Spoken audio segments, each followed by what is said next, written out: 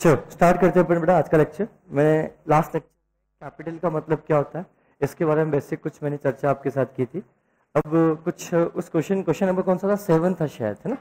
Question number 7 के ही हम आगे चर्चा बढ़ाते हैं। उसमें क्या बोलता है ध्यान समझना। क्वेश्चन नंबर 7 की मैंने सिर्फ ओपनिंग एंट्री मैंने पास कर दी थी, उसके बाद जितने भी ट्रांजेक्शन, इन ट्रांजेक्शन की अकाउंटिंग एंट्रीज हमें पास करना बाकी थी। तो सबसे पहले जब ट्रांजेक्शन्स के बारे में आप लोगों से हम बात करेंगे तो उसके केस में क्या होगा पर ध्यान समझना। एक बार मैं फिर बोल देता हूँ बेटा, अगर आप लोगों ने कैलकुलेटर परचेज नहीं किया है तो आप कैलकुलेटर परचेज कर लेना। और मैं ग्रुप पे ऑलरेडी जो कैलकुलेटर परचेज करना है इसके स्पेसिफिकली मैंने बताया है। तो प्लीज आप जब कैलकुलेटर परचेज करो तो मैं जो मॉडल उस पर लिखा हुआ है वही स्पेसिफिक मॉडल ही परचेज करना। उस मॉडल के अलावा कौन लेके आया था कैलकुलेटर? आपने लेके आया था DA वाला, कौन लेके आया था? आप में चेंज हो गया, चेंज हुआ? ध्यान समझना, कैलकुलेटर बहुत स्पेसिफिक होगा। मैं क्लास के बाद बैच एंड हो गए तब मैं कैलकुलेटर के बारे में सवाल पूछ लेना, मैं आपको बता दूंगा, तो इसके बारे में ध्यान रखना। कैलकुलेटर वही परचेज करना मैं जो बोल रहा हूँ, इसके अलावा कोई और कैलकुलेटर परचेज मत करना। क्लियर? लेट्स सी, हम यहाँ बात करेंगे किसके बारे में?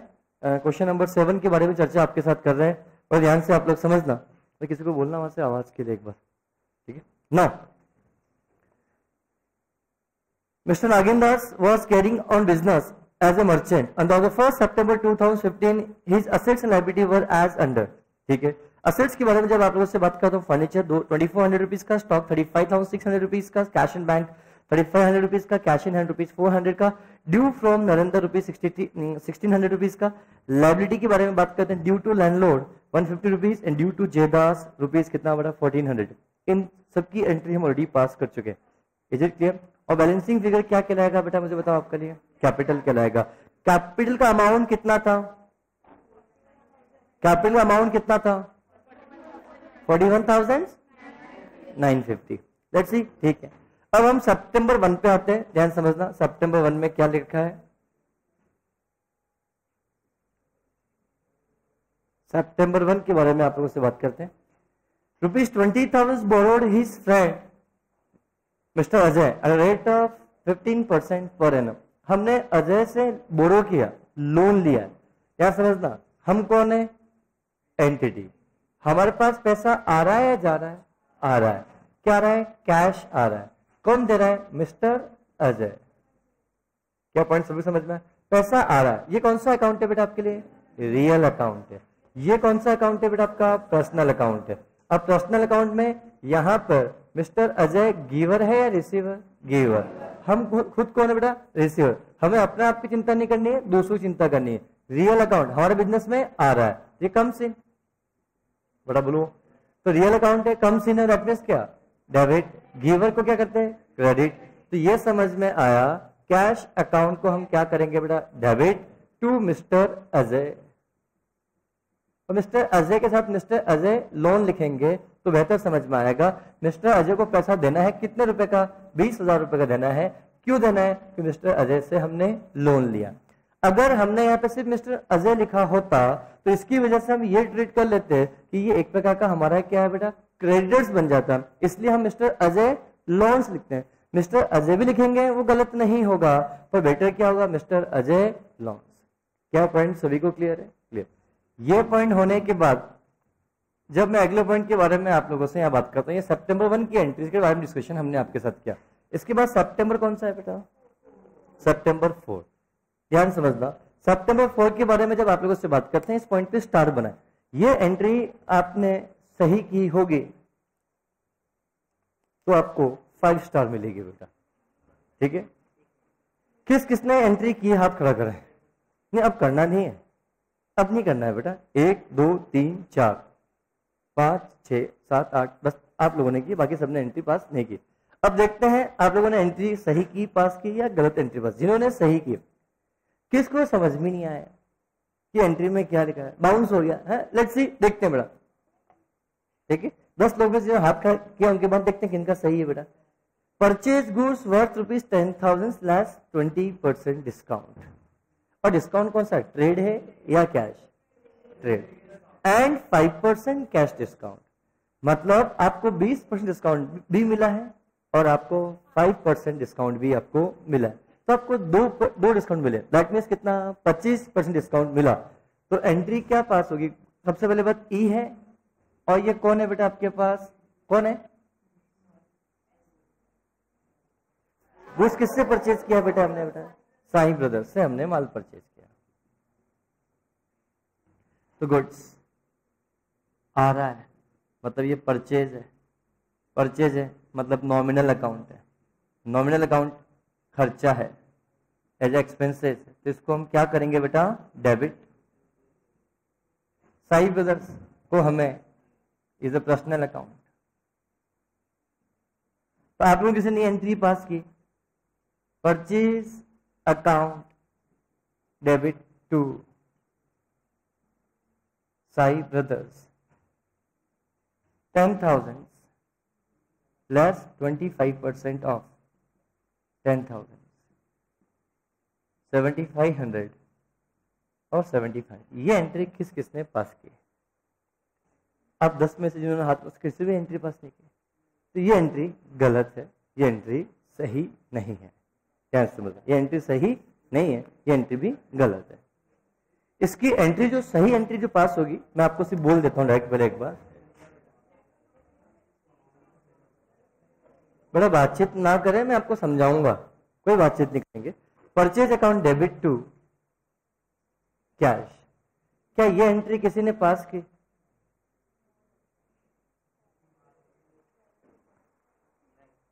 ये एंट्री पास की, तो ये एंट्री भी गलत है।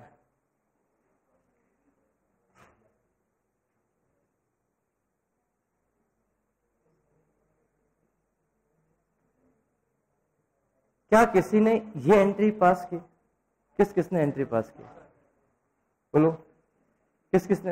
आप तो अभी पिक्चर में आए अभी ना, 1 2 3 4, ये एंट्री सही है, ये एंट्री सही है। आप चारों हकदार हैं 5 स्टार्स के लिए, बाकी के कोई हकदार नहीं है। क्या समझना? ये एंट्री क्यों पास हुई, कैसे पास हुई? प्लीज किस किसके सही हुआ? चारों हाथ खड़ा करना एक बार, 1 2 3 4। ये प्लस के पीछे लॉजिक क्या है आपने समझा, मुझे अच्छा लगेगा। हाँ वेरी गुड, ठीक है।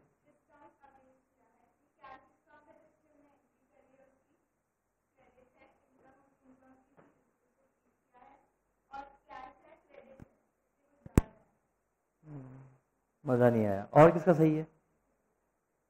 हाँ यस आप बताएं।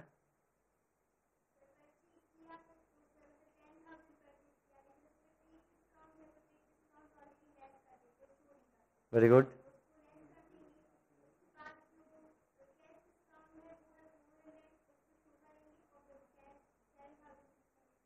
अच्छा बहुत बढ़िया, गुड। आप बताएं।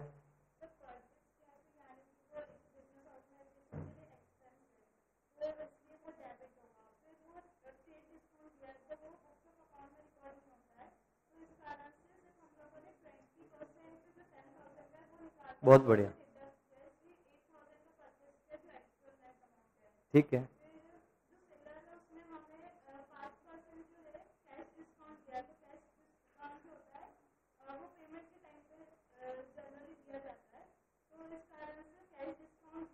वेरी गुड, बहुत बढ़िया, गुड, बहुत अच्छा एक्सप्लेनेशन है बेटा। ये कंसेप्ट मैंने लास्ट लेक्चर के दिन समझाया भी था। कभी कभी ऐसा भी होगा, आप लोग समझते हो कैश डिस्काउंट फ्यूचर में दिया जाता है, ऐसा नहीं है। देखो ना, इस क्वेश्चन की बात करते हैं। आपने एक 10,000 रुपए का माल परचेज किया, जिसके ऊपर आपको ट्रेड डिस्काउंट मिला कितने रुपए का बेटा आपके पास? कितने रुपए का? 2,000 रुपए का 20% डिस्काउंट मिला। तो आप समझ दो, अगर हम बात करें, ये ई है, ये कौन है बेटा? साई ब्रदर्स। इसके पास गए, इससे हमने 10 गुड्स परचेज किया 10,000 रुपए का खरीदने की वजह से इसने 20% हमें डिस्काउंट दे दिया। और डिस्काउंट क्यों दिया? कि ट्रेड डिस्काउंट है। ट्रेड डिस्काउंट मतलब क्या ना, बल्क के क्वांटिटी में माल परचेज किया है, इसलिए हमें डिस्काउंट कितने का दिया बेटा? 20% का डिस्काउंट दिया। तो मुझे बताओ, ये 8,000 रुपए मेरी परचेज है। वैल्यू गुड्स की प्राइस, इसको इस प्राइस को हम क्या बोलेंगे बेटा? लिस्ट प्राइस बोलेंगे। अभी समझना, अभी तो 5 स्टार के लिए 4 लोग, अभी कंक्लूजन बाकी है, ध्यान समझना।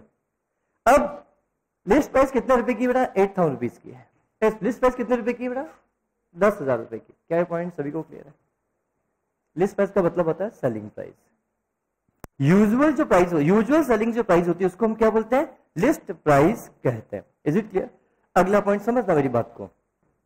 अब ये 8,000 रुपए का माल परचेज किया, तो फिर साई ब्रदर्स ने बोला कि तुम 8,000 का माल लेकर जा रहे हो, अगर तुम इसका पेमेंट अभी कर दोगे तो तुम्हें 5% का डिस्काउंट तुम्हें और मिल जाएगा। तो क्या अगर आपने 5% डिस्काउंट दिया तो बट ऑब्वियस सी बात है आपने इसको इमीडिएटली क्या कर दिया बेटा? कैश में पेमेंट किया। कितना बेटा? 8,000 लेस 5% ऑफ 8,000, दैट मीन्स कितना पेमेंट कर दिया? 7,600।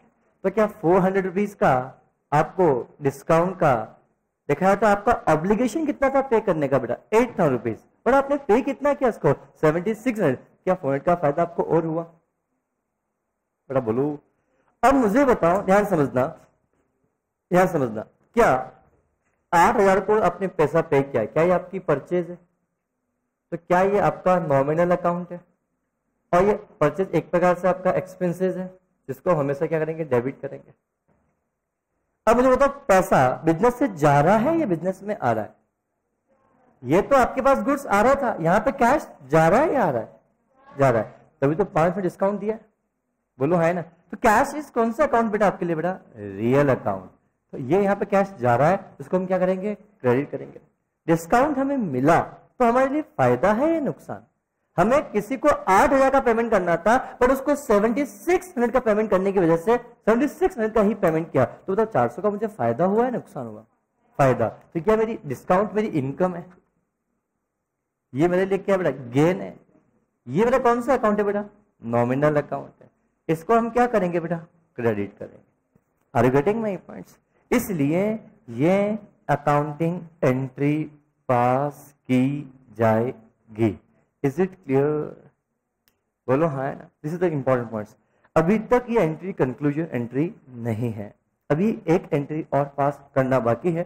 जो इन 4 में से वो भी किसी ने एंट्री पास की होगी तो आप 5 स्टार के असली दावेदार बने जाओगे। अभी तो सिर्फ नॉमिनेशन हुआ है बेटा, दैट्स इट। अब देखता जीतता कौन है। Let's see. Yes please.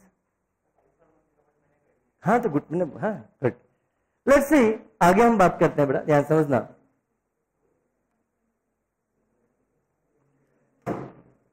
अगले पॉइंट के बारे में हम बात करते हैं। For cash and send them to Yashwant. मतलब हमने साई ब्रदर्स से कुछ परचेज किया, प्लीज समझना, हमने साई ब्रदर्स से हमने क्या किया? गुड्स को परचेज किया। कितने % डिस्काउंट पे? 20% डिस्काउंट पे। और उसको पेमेंट कैश में किया, इसके लिए हमें 5% डिस्काउंट हमें और मिला। ये सब होने के बाद सेंड देम, जो गुड्स हमारे पास आया ना, ये माल हमने किसको भेज दिया? यशवंत को भेज दिया। और यशवंत को हमने भेजा फॉर कैश ना, and send them to Yashwant at list price less than 5% trade discount. मतलब इसका एक एंट्री और पास होगी। इस गुड्स को हमने वापस क्या किया बेटा? मुझे बताओ, यहां तक तो हुआ? क्या गुड्स मेरे पास आ गया? इस गुड्स को एंटिटी ने वापस किसको भेज दिया? यशवंत को भेज दिया। कितने पे? 10,000 लेस 5% ऑफ 10,000। तो हमने कितने बेचा? 5। क्या गुड्स भेजा? तो ये हमारी सेल है, ये मेरी क्या हुआ बेटा? इनकम है। इनकम है मतलब क्या करेंगे? इसको क्रेडिट। यशवंत कौन सा अकाउंट है? पर्सनल अकाउंट है। इज द गिवर या रिसीवर? रिसीवर। इसको हम क्या करेंगे? डेबिट करेंगे। तो एक एंट्री और पास हो गई बेटा, यशवंत अकाउंट डेबिट टू क्या बेटा? सेल। कितने रुपए से बेटा? 9,500। ये दोनों एंट्री किस किसने पास की? आप 4 में से नहीं, एग्जैक्ट ये सब कुछ सही किस किस का है? आपका एग्जैक्ट 9,500 ही है आपका आपका क्लियर। तो आप 2 लोगों को 5 स्टार आपको अवेलेबल कल मिलेगी आपको बेटा। क्लियर? Is it clear? कोई बात नहीं बेटा, चूक के हो तो अगली बार थोड़ा और ध्यान दोगे बेटा, सीख लो। ऐसा मत समझता सर आधी आई तो हम आधी बाकी खा लेंगे सर, आधा सही था, ऐसा नहीं बेटा ना। राइट सी। क्या सभी समझ में आया? ये दोनों एंट्री ईमानदारी से जिसको समझ में नहीं आया हाथ खड़ा करो, मैं इस एंट्री को वापस दोहराऊंगा, प्लीज हाथ खड़ा करें। वापस समझना है और बिंदास होकर बोलने का। जितनी बार समझ आप जितनी बार पूछोगे उतनी बार मैं बताऊंगा। यस। सबसे पहले बेटा आप जिनको समझ में नहीं आया, पहले मैं आपसे पूछना चाहूंगा ये एंट्री किस समझ में नहीं है इन सब में से? समझ में नहीं आई? यस, क्या समझना बेटा इस क्वेश्चन के अंदर? तो सिर्फ इतने से फोकस करना बेटा। मान लो आप कौन हो बेटा? साई ब्रदर्स। क्लियर? तो आपका साई, आप अपने आप को एंटिटी समझो, मैं कौन हूं बेटा? साई ब्रदर्स। मैंने आपको माल बेचा, बेच रहा था 10, मैं आपको से माल खरीदने के लिए मैंने बोला ठीक खरीदो। 10,000 रुपए का माल मैंने आपको बेचा, तो वो मेरे लिए सेल, तो आपके लिए अल्टीमेटली क्या बन गया बेटा? परचेज। इसके लिए मैंने आपको 20% का डिस्काउंट दिया, तो बताओ 10,000 का माल अगर मैं 20% डिस्काउंट पे दूंगा तो 8,000 रुपए आपकी माल है। सबसे पहले बात, माल 10,000 का दिख रहा था, ये लिस्ट प्राइस थी, इस पे 20% डिस्काउंट दिया गया, तो आपके लिए वाकई में उसकी कॉस्ट कितनी बची बेटा? 8,000 रुपए। पर मैंने आपको बोला डियर पेमेंट अभी कर दो तो तुम्हें 5% डिस्काउंट और मिल जाएगा, तो भैया 10,000 से 8,000 रुपए आ गए।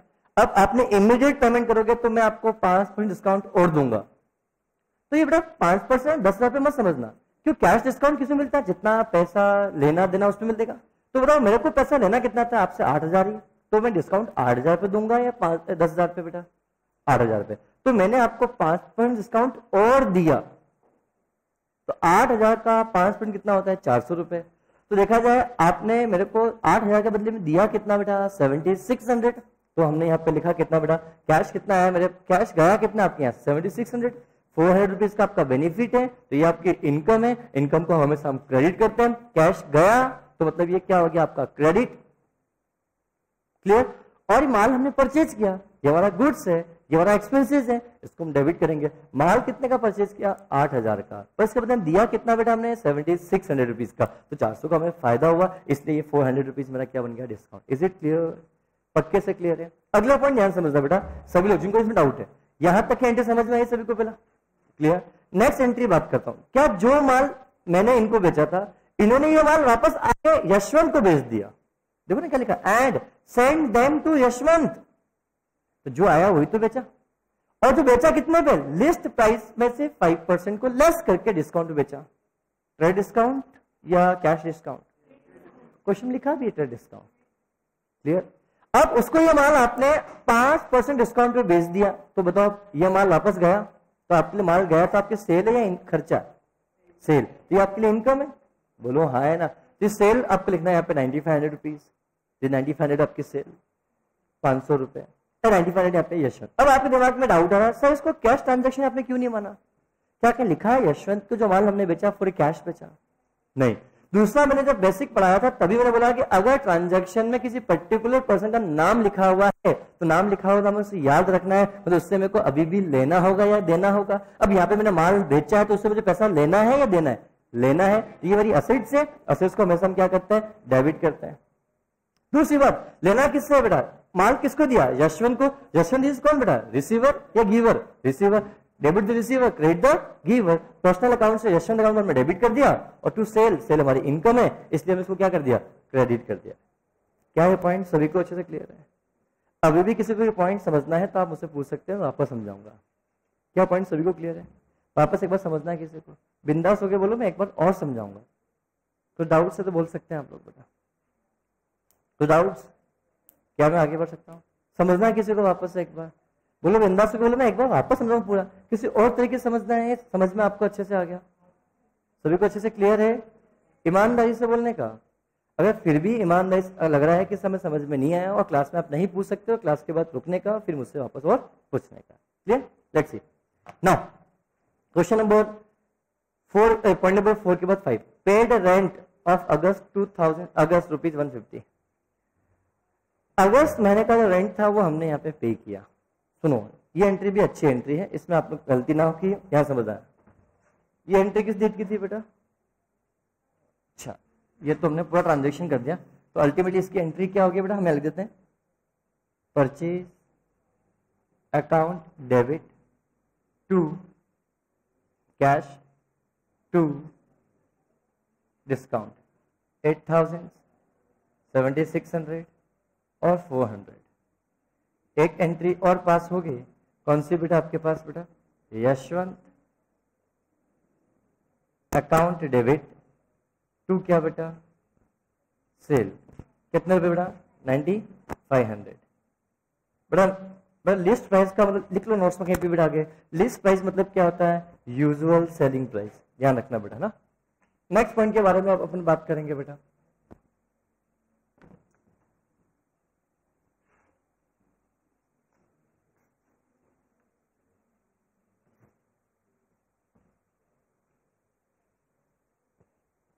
क्या समझना, सितंबर कौन सा डेट कौन सा है बेटा? सितंबर 5। इसकी एंट्री क्या पर रेंट का पेमेंट किया जो ड्यू हो चुका था अगस्त में। तो एंट्री क्या मुझे बताओ, ये एंटिटी है, हमने पैसा दिया है तो कैश तो गया होगा, गोज आउट। क्या आपके बिजनेस से बाहर जा रहा है, मतलब इसको हम क्या करेंगे, क्रेडिट करेंगे। और मुझे बताओ किस चीज के लिए पेमेंट किया बेटा, ड्यू रेंट का हमने पेमेंट किया। तो बट ऑब्वियसली बात किसको दिया होगा, लैंडलॉर्ड को दिया होगा। बोलो जवाब दो, कैश क्रेडिट होगा। तो क्या रेंट मेरा यहाँ पे क्या एक्सपेंसेस है या मेरी इनकम है? एक्सपेंसेस है, तो इसको हम क्या करेंगे, डेबिट। तो क्या आप सभी ने क्या यही एंट्री पास की, रेंट अकाउंट डेबिट टू क्या बेटा आपके पास कैश, हाउ मच अमाउंट बेटा। ये एंट्री किसने पास की, ईमानदारी से हाथ खड़ा करे। तो ये एंट्री गलत है। रेंट मेरा खर्चा नहीं है, ये मेरी लायबिलिटी थी। अगस्त मंथ का रेंट हमने अभी पे किया है, प्लीज। ड्यू रेंट पे किया है, ड्यू मतलब जो ऑलरेडी, वन मोर थिंग, एक वर्ड समझाता हूं बेटा आप लोगों को। मोस्ट ऑफ दी स्टूडेंट्स ये समझते हैं सर एक्रू और ड्यू सेम है। क्या आप लोग ये समझते हो? मैं आपसे पूछना चाहता हूं बेटा, एक्रू और ड्यू में कुछ फर्क है क्या? तो कोई है तो मुझे कौन बताएगा, मुझे बहुत अच्छा लगेगा। हाथ एक, उस बच्चे का हमेशा हाथ खड़ा होता, बाकी सभी का नहीं है। दो, यस, तीन। चलो वापस मैं पूछ रहा हूं, एक्रू और ड्यू का मतलब क्या होता है, हाथ खड़ा, जिनको बता सकता है? एक, यस। चलो सबसे आज पहली बार आपने हाथ खड़ा किया, अच्छा लगा, गुड, शाबाश। एक्रू का मतलब क्या होता है, ड्यू? इनकम के लिए हम एक्रू वर्ड यूज करते हैं और एक्सपेंसेस के लिए हम ड्यू वर्ड। क्या ये सभी का मानना है? तो आपसे बड़ा नालायक दुनिया में कोई है ही नहीं। यही तो प्रॉब्लम है सिस्टम की। ये रटा हुआ है सर, एक्रू का मतलब क्या होता है, इनकम के लिए होता है, ड्यू मतलब किसके लिए होता है, एक्सपेंसेस के लिए। 100% गलत। इसके अलावा कोई जवाब? एक और, यस। नहीं ना यार बेटा, ये सबसे बड़ी प्रॉब्लम है। एक्रू का मतलब क्या होता है, मोस्ट ऑफ स्टूडेंट्स, 90% स्टूडेंट्स तो ये बोलता है कि एक्रू वर्ड इनकम के लिए है और ड्यू वर्ड एक्सपेंसेस के लिए। मतलब एक्रू मतलब सर किसी से मिलना था, मिला नहीं, मतलब एक्रू। किसी को देना था, दिया नहीं, दिस इज ड्यू। मिला नहीं, उसको बोलते हैं एक्रू। और ड्यू का मतलब क्या, जो ड्यू हो चुका था अभी तक दिया नहीं, तो ड्यू का मतलब क्या, तो देना बाकी है। और एक्रू मतलब लेना बाकी है। मैं एक बात, कुछ बातें बोलूंगा, समझना बना, आप समझना। आपको पता है आपको अकाउंट में प्रॉब्लम क्यों आती है? क्योंकि आपको चीजों का मीनिंग ही नहीं पता ढंग से। से एग्जाम्पल बात बोलूंगा, अभी देखना, आप फिर बोलोगे हाँ से हमने सोचा ही नहीं इतनी बात। एकदम फील आना अपने आपको, एकदम परफेक्ट समझ में आपको अच्छे से आएगा। चीजें बहुत छोटी मोटी चीजें हैं बेटा, तो इनकी वजह से अकाउंट पूरा गलत हो जाता है आप लोगों का। सुनना, मैं आपका मकान मालिक हूं, आपको मेरे को रेंट देना बाकी है। आप लोग हॉस्टल में रहते हो, उस हॉस्टल मान लो रूम लेके रहते हो, फ्लैट लेके रहते हो, वो फ्लैट का मालिक मैं हूं, मेरे फ्लैट में आप लोग रेंट पे रहते हो। तो क्या आपने मेरे को रेंट अभी तक नहीं दिया, तो क्या वो आपके लिए आउटस्टैंडिंग रेंट है? अरे हाँ है ना। तो क्या मेरे को भी तो आपसे रेंट लेना बाकी है, वो रेंट उसको क्या बोलूंगा, अक्रूड रेंट। तो क्या मैं उसको मैं अपने बुक्स ऑफ अकाउंट में आउटस्टैंडिंग रेंट नहीं दिखा सकता है क्या? हाँ या ना? नहीं दिखा सकता। ऐसी कौन सी किताब में लिखा हुआ है? आप लोग लिखते नहीं, उसका मतलब ये थोड़ी दिखा सकते नहीं है। आउटस्टैंडिंग का मतलब क्या होता है मुझे बताओ? लायबिलिटी होता है क्या हमेशा? आप लोगों ने नियम में फिक्स बनाया कि आउटस्टैंडिंग मतलब लायबिलिटी। अरे मैं बोलता हूं मेरी बुक्स में लिखा है आउटस्टैंडिंग रेंट, मतलब रेंट लेना है देना है, लेना है, तो ये मेरे लिए एसेट्स है। आउटस्टैंडिंग आपके बुक्स में लिखा है, आपको देना है, तो आपकी लायबिलिटी ना। तो ठीक है, तो मैं अपने बुक्स में क्या लिखूं, एक्रूड रेंट। दैट मींस मैं लिखूंगा अपने पास एक्रूड रेंट। गलत।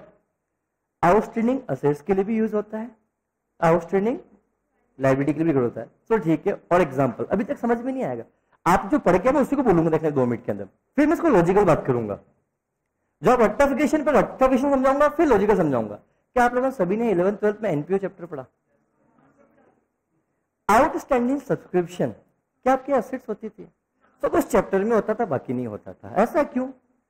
एक चैप्टर में उसका मतलब ये, एक चैप्टर में उसका मतलब ये। क्या वहां पे अगर आपने 11th 12th में आउटस्टैंडिंग सब्सक्रिप्शन पढ़ा तो बैलेंस शीट की असेट साइड में लिखा है आप लोगों ने? हाँ है ना। और एडवांस सब्सक्रिप्शन है तो बैलेंस शीट की लायबिलिटी साइड में है, जबकि आप एडवांस है तो बैलेंस शीट असेट साइड में एज ए लोन होता है। उस चैप्टर में ऐसा क्यों? सर नहीं पता।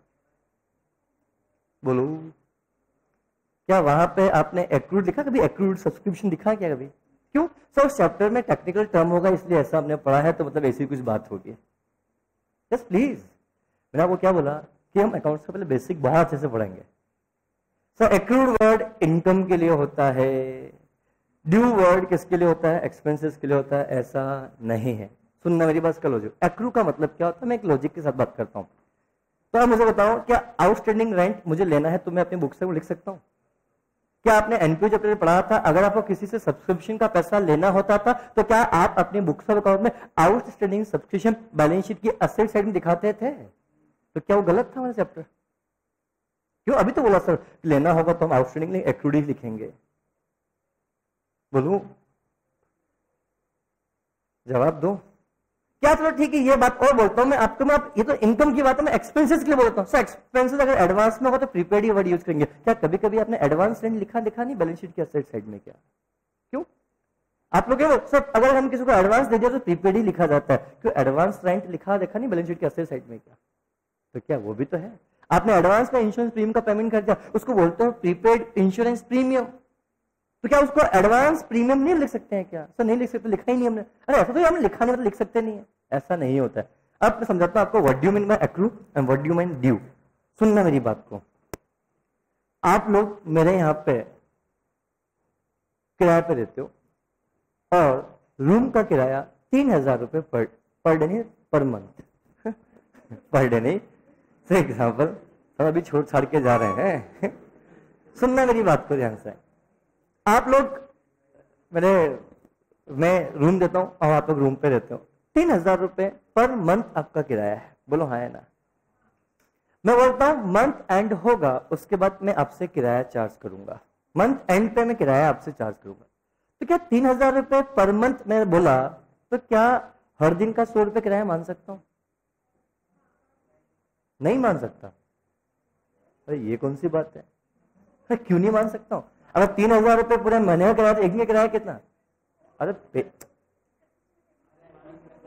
मैं किराया मंथ एंड में लूंगा तो ठीक है, ऐसा नहीं।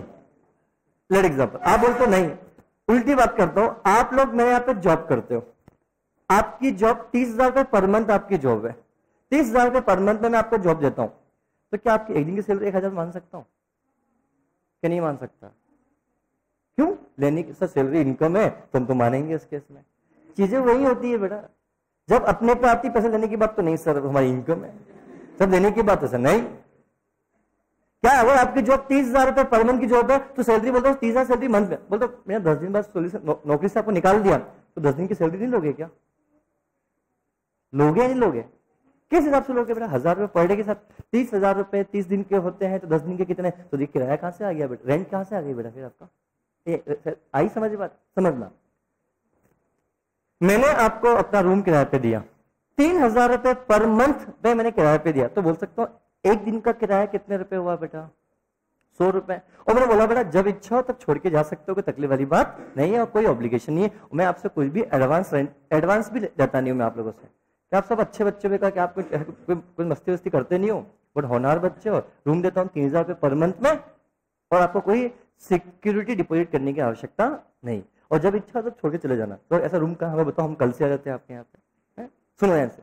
अब से एग्जांपल में आप लोगों से बात करूं, 3000 रुपए पर मंथ में मैंने आपको क्या दिया, तो क्या हर दिन का 100 रुपए रेंट हो गया ऑन एवरेज?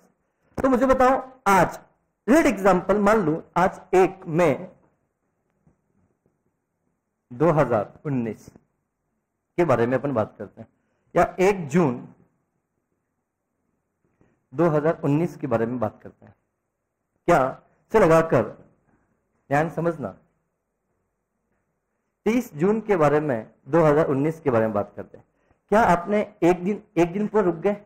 2 3 4 5 6 7 8 9 10 11 12 13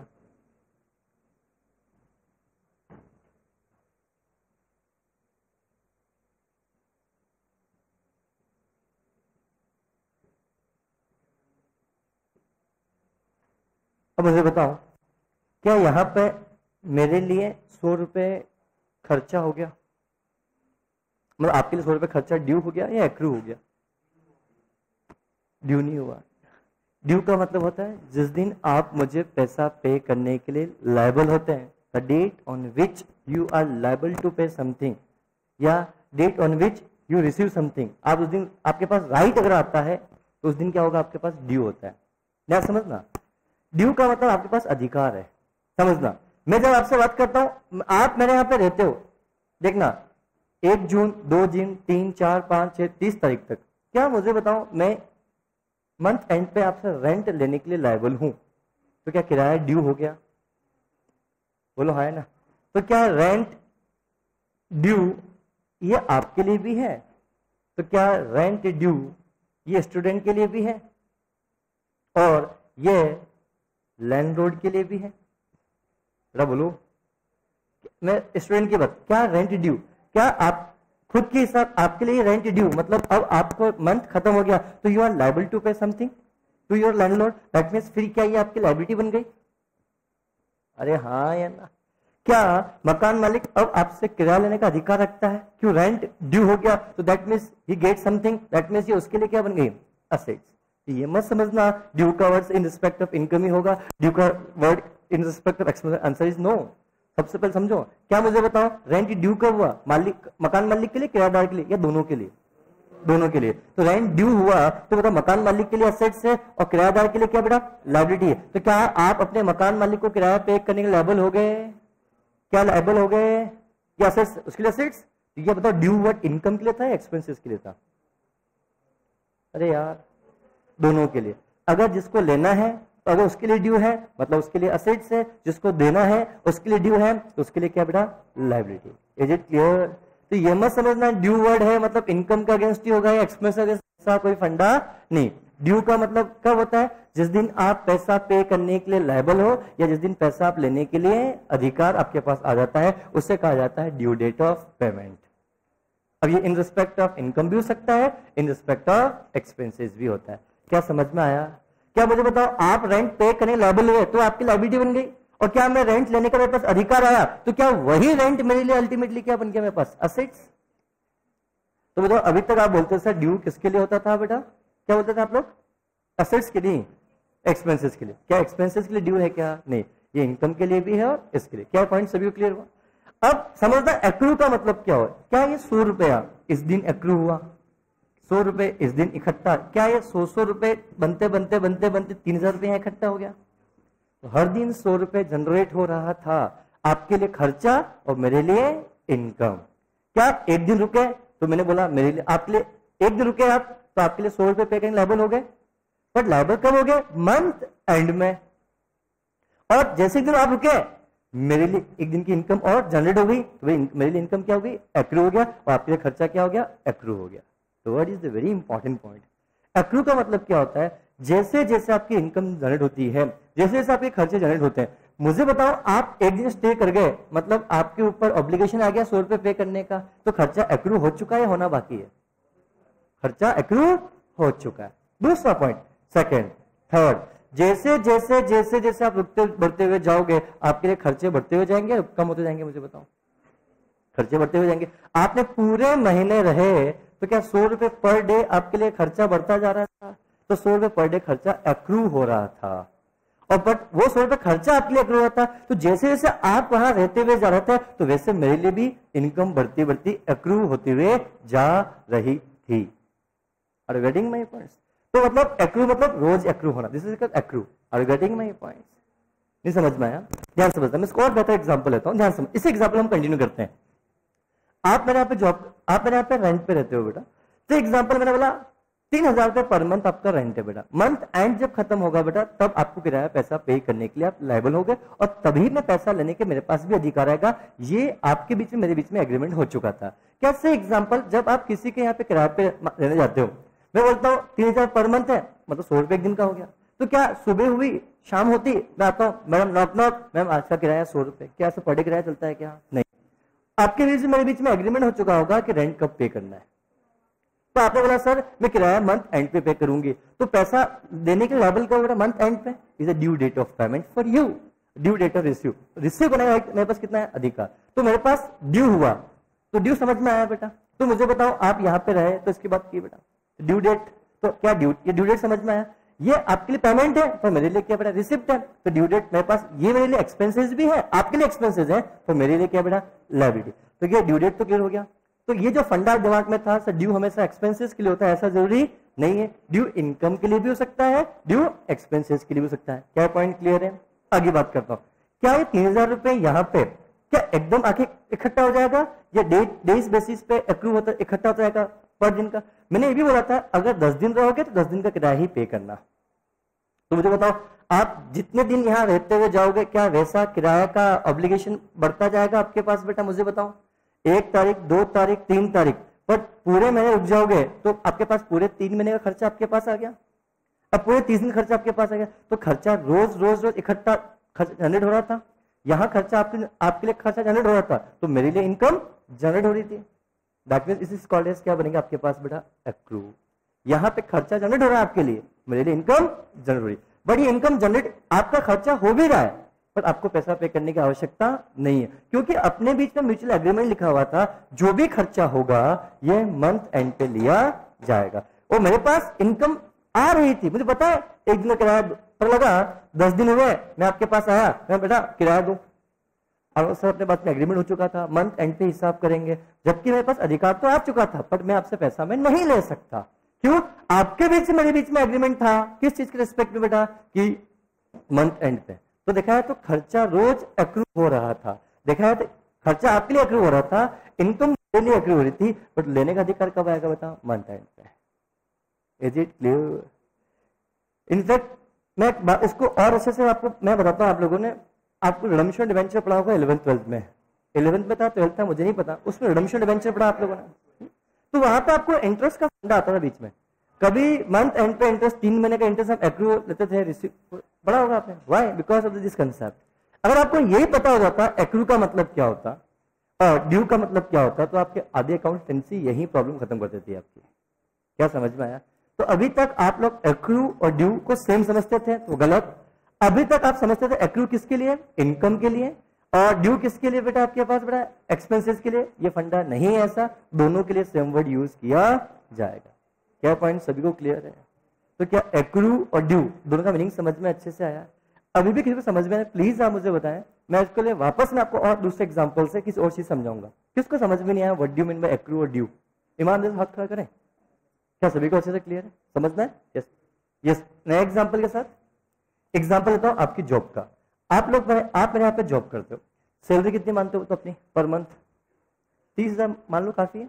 30,000 रुपए पर मंथ आपकी जॉब है बेटा। तो क्या देखा है तो हर दिन के 1,000 रुपए आपको मिलते हैं। क्या आपने एक दिन आपने जॉब की तो आपने इनकम कमाई कितने रुपए की? 100 रुपए। आपकी इनकम एक्रू हो गई, पर क्या एक दिन का सैलरी मेरे लिए खर्चा हो गया? तो क्या आपकी सैलरी जैसे जैसे जैसे जैसे आप काम करते हुए आ रहे हो वैसे वैसे आपकी इनकम एक्रू हो जा रही। जैसे मंथ एंड होगा आप मुझे बोलोगे सर सैलरी दो सर, तो जिस दिन में सैलरी पे करने लेवल हुआ, जिस दिन आप सैलरी मांगने के लेवल हुए, अधिकार आपके पास है, वो बन जाएगा ड्यू डेट ऑफ सैलरी। और जिस दिन पैसा पे करने लायबल होगा, बड़ा पे करना अलग होगा और लायबल अलग होगा। जिस दिन मैं पैसा पे करने के लिए लायबल हूं उसे ड्यू डेट ऑफ सैलरी बोलूंगा। पर क्या हर रोज सैलरी जनरेट तो हो रही है? क्या बट ऐसा करते हो क्या सुबह से शाम तक काम करते हो, सर एक दिन काम हो गया 1,000 रुपए दो, फिर नेक्स्ट डे 1,000 रुपए दो, मजदूरी थोड़ी कर रहे हो आप। Regarding my points, this is the concept of the क्या बात की आपने बेटा यहाँ पे ड्यू और एक्रू के बारे में बात की। Is it clear? एक्रू मतलब जनरेट होना, whether in expenses whether in income. तो जिस दिन पैसा पे करने के लिए लायबल होना या जिस दिन पैसा लेने के लिए अधिकार आपके पास आना, this is the called as due date of transaction. Is it clear? क्या समझ में आपको आया? yes. अगर आपको कुछ और पूछना है आप मुझे इस एग्जाम्पल में प्रूफ बताओ तो उस एग्जाम्पल की और बात करेंगे। प्लीज बोले यस, प्लीज हाथ खड़ा करें, गुनगुनाए नहीं आपस में। यस, कुछ है, किस डाउट है? यस, हाथ खड़ा करें। कौन? यस प्लीज बेटा।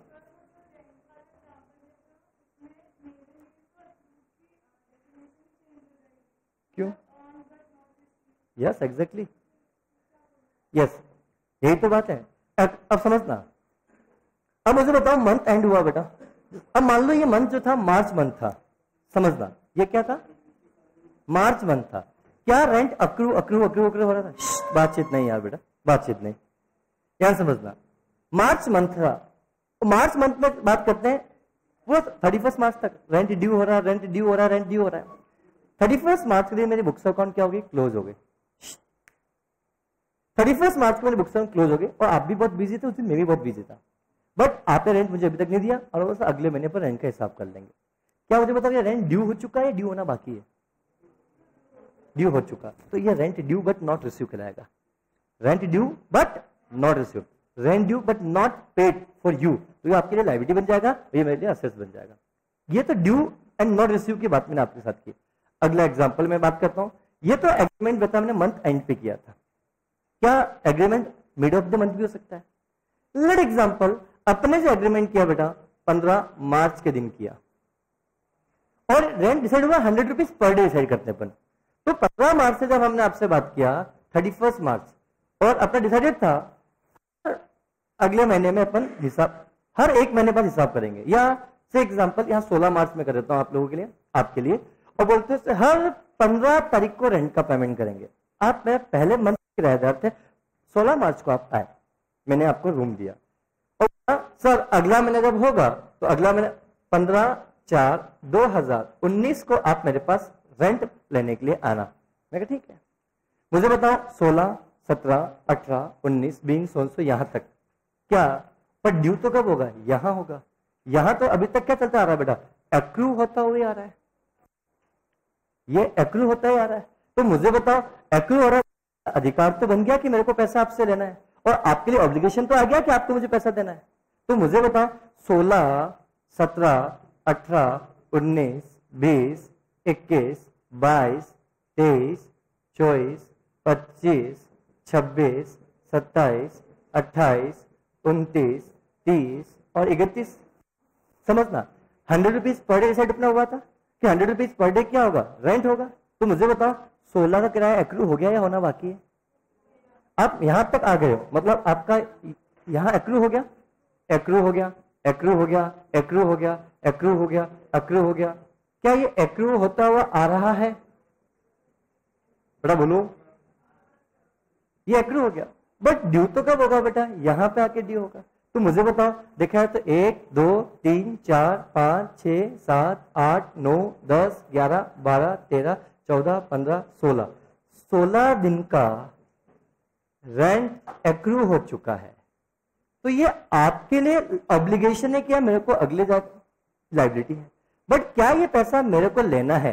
तो मेरे लिए क्या बन गया? ये असेट्स। मैं बोलूंगा rent accrue but not due, आप बोलोगे rent accrue but not due, तो आपके लिए क्या बन जाएगा? लायबिलिटी, मेरे लिए क्या बन जाएगा? असेट्स। क्या समझ में आया? तो ये एक्रू बट नॉट ड्यू और पिछला एग्जाम्पल में rent due but not receive, दोनों चीज समझना, तो चीजों को बस ध्यान समझना। इस केस में rent due but not receive, rent accrue but not due, ये भी आपके लिए असेट्स है, ये भी आपके लिए लायबिलिटी है। Rent due but not receive, ये भी आपके असेट्स है, ये भी आपकी क्या बेटा? लायबिलिटी है। क्या समझ में आया? तो वो चीजें बहुत आसान है, तो सिर्फ फंडामेंटल आपको बहुत अच्छे से क्लियर होना चाहिए। कुछ सीखने को मिल रहा है या नहीं लग रहा है? बहुत बहुत लेक्चर बोरिंग लगता होगा मेरा, आई होप सो ना। लगता है कैसा? एक ही जो इतना खींचते हो आप, लगता है ऐसा? बोल दो ईमानदारी से, तो फर्क नहीं पड़ता, क्योंकि पढ़ाऊंगा तो ऐसे ही बेटा मैं वैसे भी है, क्योंकि फर्स्ट चैप्टर तो बेटा ऑनेस्टली बताऊं मैं बिल्कुल मतलब एक एक चीज उखाड़ उखाड़ के बताऊंगा चीजें का मतलब क्या है। सिर्फ देखो ना बेटा, एक्रू ड्यू पर इतना डिस्कशन कर लिया, मतलब चीजें कितनी चीजें हैं ये। अगर चीज आपको ऑलरेडी पता, अगर इतनी चीजें बारीकी आपको अच्छे से पढ़ाई जाए तो आपको बहुत ज्यादा हेल्प। अकाउंट्स बहुत आसान सब्जेक्ट है, मैं फिर बोल रहा हूँ अकाउंट्स में आसान सब्जेक्ट नहीं है, बिकॉज ऑफ ये 3 चीजें टिका हुआ, 2 चीज टिका हुआ, डेबिट और क्रेडिट। कोई सा भी अकाउंट्स हो, किसी भी लेवल का अकाउंट्स है, चाहे 11 का हो, चाहे 12 का हो, चाहे फाउंडेशन का हो, चाहे इंटर का हो, चाहे एग्जीक्यूटिव का हो, चाहे सीए फाइनल का हो, या प्रैक्टिकल लाइफ का अकाउंट्स हो, वो सिर्फ 2 चीज पे टिका हुआ है, डेबिट और क्रेडिट। अगर आपको डेबिट क्रेडिट करना आता है तो फिर अकाउंट्स पूरा अगर आपको आता है, पर डेबिट क्रेडिट करने के लिए आपके फंडामेंटल कॉन्सेप्ट बहुत ज्यादा स्ट्रांग होना चाहिए कि किसको डेबिट किया जाए, किसको क्या किया जाए, क्रेडिट किया जाए। अगर आपको यही नहीं पता तो अकाउंट्स बेटा हमेशा टफ रहेगा, बिकॉज ऑफ आप लोग मोस्ट ऑफ द स्टूडेंट्स तरीकों को याद कर लेते हो कि रिसीव पेमेंट अकाउंट्स है तो इसमें यहाँ कैश इधर आएगा, इधर आएगा। आउटस्टैंडिंग सब्सक्रिप्शन इस चैप्टर के लिए असेट्स है और इस चैप्टर के लिए क्या बेटा, आउटस्टैंडिंग लायबिलिटी है। क्या समझ में आया बेटा, क्लियर? लेट्स सी, अभी तक हमने तो रेंट पेड यहाँ जब बात करेंगे बेटा पॉइंट नंबर 5 के लिए, तो rent due but not paid, मतलब रेंट ड्यू कब का है, हम सितंबर मंथ में, सुनो ध्यान से, हम कौन से मंथ में, सितंबर मंथ में। अगस्त के बाद सितंबर आता है, अगस्त से पहले सितंबर आता है, अगस्त के बाद क्या आता है, सितंबर। तो सितंबर मंथ में अगस्त मंथ का किराए का पेमेंट कर रहे हो तो आपकी क्या, लास्ट ईयर की लास्ट अकाउंटिंग पीरियड का ट्रांजेक्शन आप कर रहे हो। अरे हाँ है ना। और क्वेश्चन को ध्यान से पढ़ो तो वहां लिखा हुआ भी लायबिलिटी के अंदर, ड्यू टू लैंडलॉर्ड अगस्त रेंट ₹150, वही रेंट आपको पे करना है। तो उस केस में एंट्री क्या पास होगी बेटा आपके लिए, outstanding rent account debit to cash. कितने रुपए से बेटा, 150। आपने ये एंट्री पास तो कर लिया, पर आउटस्टैंडिंग रेंट को आपने डेबिट किया। Most of the students outstanding rent को डेबिट करते हैं, व्हाई, बिकॉज ऑफ इसको नॉमिनल अकाउंट मानते हैं, और नॉमिनल अकाउंट मतलब खर्चा है ये आपके लिए और इसको हम डेबिट करेंगे इसलिए करते हैं, जबकि ये गलत तरीका है। ये लायबिलिटी है तो लायबिलिटी डेबिट होती है क्या, ये असेट्स है। क्या करते हो बेटा, बेटा जो रेंट का पेमेंट कर रहा है उसकी तो लायबिलिटी है ना। अरे ये एंट्री एबेट की, ये आपको एंट्री रटी हुई है, रेंट का पेमेंट करेंगे तो outstanding rent account debit to cash. But why, इस एंट्री के पीछे लॉजिक क्या है, हाथ खड़ा कर, जिनको बताएगा अच्छा लगेगा। सिर्फ एंट्री को पास करना इंपॉर्टेंट नहीं है, फिर बोल रहा हूं, अगर सिर्फ एंट्री पास करने के लिए पढ़ रहे हो तो सिर्फ पास ही हो गए, आगे नहीं बढ़ पाओगे। हर व्यक्ति आपको पास पास चल जा, पास चल जा, आगे पास ऐसे करेगा। फंडामेंटल पता होना चाहिए। आपके बचपन से हुआ कि आउटस्टैंडिंग रेंट होगा तो एंट्री, आउटस्टैंडिंग एक्सपेंसेस का पेमेंट करना, एंट्री क्या होगी, outstanding expenses account debit to bank, that's it. But why, इसके ऊपर कौन सा रूल लग रहा है, ना तो रियल है ना नॉमिनल है, पर्सनल अकाउंट है। क्या ये रियल अकाउंट है, नॉमिनल है, पर्सनल है बेटा, कुछ भी नहीं है। This is the personal account. पहली बात, आउटस्टैंडिंग एक्सपेंसेस आपका पर्सनल अकाउंट होता है। मैं फर्स्ट डे ही सेकंड डे ही ये बात मैंने बोल दी थी, रेंट किसी को देना है तो मकान मालिक को देना है, this is the personal account. और पर्सनल अकाउंट लग रहा है तो डेबिट द रिसीवर, रिसीवर है ये इसलिए डेबिट कर रहा है। दूसरा, ये लायबिलिटी है। आउटस्टैंडिंग रेंट मतलब क्या आपके पास, अगर आपको क्लिक नहीं हो पाता है तो आउटस्टैंडिंग एक्सपेंसेस पर्सनल कैसे है, तो क्या आउटस्टैंडिंग एक्सपेंसेस क्या आपका लायबिलिटी है। और मैंने बताया था लायबिलिटी को हम क्रेडिट करते हैं और असेट्स को हम डेबिट करते हैं। Are you getting my point? But क्या बताओ, लायबिलिटी अब कैंसिल हो रही है, कम हो रही है, तो उस कैंसिल करना है तो जो चीज क्रेडिट उसको क्या देंगे, डेबिट। तो मुझे बताओ, इसको डेबिट कर देंगे इसलिए डेबिट करेंगे। तो outstanding rent account debit to cash, cash is the real account और cash real account, debit was comes in, credit was goes out. तो कैश तो यहाँ पे आपसे जा रहा है इसलिए हम इसको क्या करेंगे, हम क्रेडिट करेंगे। क्या समझ में आपको आया, थोड़ा बहुत या पूरा पूरा? This is the logic behind the concept. थोड़ा कोई भी एंट्री आप पास करते हो सिर्फ इसलिए नहीं करते, इसलिए नहीं, आप एंट्री यहाँ पे लॉजिकल पास करना सीखो बेटा। सिर्फ कुछ ही क्वेश्चन, 2-3 क्वेश्चन हो जहाँ पे इतना लॉजिकल में एंट्रीज की बात करूंगा, फिर हम क्वेश्चंस पे आएंगे, फिर बोलोगे सर लॉजिक समझ में नहीं आ रहा है। तो क्यों नहीं आएगा, इसके पीछे कारण है कि अभी आपने ध्यान नहीं दिया है, इसलिए आपको ध्यान में नहीं आ रहा होगा। तो प्लीज चीजों को बहुत ध्यान से समझना, रट्टाफिकेशन बिल्कुल करने की कोशिश ना करें। आज के लिए इतना ही, थैंक यू।